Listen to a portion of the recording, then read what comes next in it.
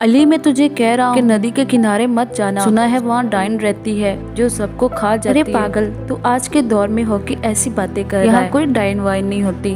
मैं जा रहा हूँ। आज फिर एक शिकार मेरी तरफ खुद आ रहा है। मैं आज भी इसकी बलि चढ़ा दूंगी और हमेशा के लिए खूबसूरत हो जाऊंगी। अहमद तो ऐसे ही मुझे कह रहा था कि वहाँ पर डाइन है, डाइन है। ये तो इतनी खूबसूरत लड़की है जिसे देख के कोई भी इस पर मर मिटेगा। ये तो बहुत ही खूबसूरत है। चलो चलता हूँ, इससे जाके बात करता हूँ। तुम्हें पता है, मेरा दोस्त मुझे कह रहा था कि यहाँ पर झील के किनारे एक डाइन रहती है, लेकिन तुम तो इतनी खूबसूरत हो कि तुम इधर क्या कर रही हो? तुम्हारा घर बार कहाँ है? खा गए ना धोखा। वो तुम्हारा दोस्त तुम्हें सही कह रहा था।